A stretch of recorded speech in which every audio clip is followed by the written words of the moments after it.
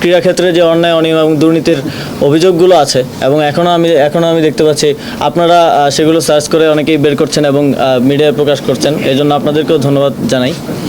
এই বিষয়গুলোতে আমরা তদন্ত করব এবং যারা দায়ী তাদের বিরুদ্ধে ব্যবস্থা নেওয়া হবে এবং ভবিষ্যতে যাতে এরকম কোনো ঘটনা না ঘটে সেজন্য ইতিমধ্যে আমি বিসিবির সংশ্লিষ্ট এবং ক্রিকেট সংশ্লিষ্ট যাদের সাথেই কথা বলেছি।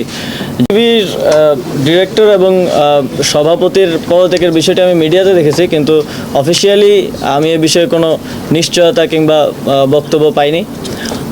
এই বিষয়ে আমরা আলোচনা করছি বিভিন্ন স্টেক হোল্ডারদের সাথে, ক্রিকেট সংগঠক, সাবেক ক্রিকেটার, এ বিষয়ে একটি ভালো সমাধানে পৌঁছানোর জন্য, এবং নারী ক্রিকেট বিশ্বকাপের বিষয়টিও এখনও প্রক্রিয়াধীন আছে। এ বিষয়ে আমরা আইসিসি সহ আরও যারা বডি আছে সবার সাথে আলোচনা করার মাধ্যমে একটি সিদ্ধান্তে পৌঁছাবো এবং আপনাদেরকে অবগত করব। এই স্পোর্টস ইনস্টিটিউটের স্পেসিফিক কার্যক্ষেত্র কোনগুলো হবে এবং কারা এখানে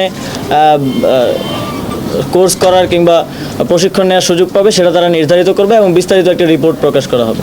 এই স্পোর্টস ইনস্টিটিউট কি আপনার বিকেএসপিতেই রান করবে নাকি বিকেএসপির বাইরে? না, এটা একটি স্বতন্ত্র প্রতিষ্ঠান হিসেবে রান করবে। শুরু করার জন্য আমরা দেখব যে আমাদের যে এক্সিস্টিং ইনফ্রাস্ট্রাকচার আছে তার মধ্যে যদি করা সম্ভব হয় আমরা সেটাই প্রেফার করব। যদি তা না হয় সেক্ষেত্রে আমরা বিকল্পভাবে ভবন নির্মাণের মাধ্যমে সেখানে কার্যক্রম শুরু করব। প্রশিক্ষণ নিশ্চিত করার চেষ্টা করব। প্রাথমিকভাবে যদি বাংলাদেশে সেই ফ্যাকাল্টি পাওয়া না যায় সেক্ষেত্রে আমরা দেশের বাইরে থেকে এক্সপার্টদেরকে নিয়ে আসবো। ভাবনার জায়গাটা তো স্পষ্টভাবেই বলা আছে যে পিক পারফরমেন্সের জায়গায় আমরা একটু দুর্বলতা আছে আমাদের, এবং আমরা যখন ইন্টারন্যাশনাল বিভিন্ন প্রতিযোগিতায় আমাদের অ্যাথলিটরা যান আমরা সেখান থেকে আশানুরূপ সাফল্য অর্জন করতে পারি না।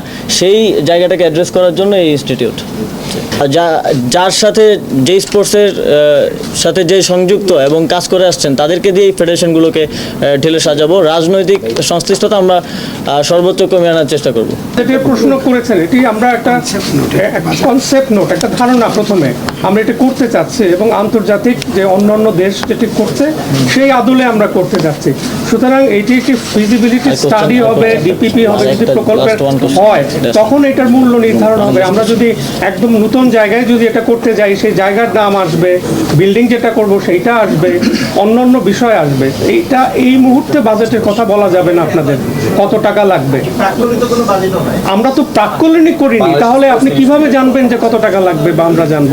Last question please. জি, আমি মহিউদ্দিন পলাশ, খবরের কাগজের স্পোর্টস ইনচার্জ। কিংবা দায়িত্বশীলরা নেই, তাদের সাথে আমরা বসে দ্রুত সময়ের মধ্যে সেই ফেডারেশন বা স্পোর্টস সংক্রান্ত যারা কাজ করছেন দীর্ঘদিন ধরে তাদেরকে দিয়ে আবার সেগুলো পুনর্গঠন করার উদ্যোগ নেব।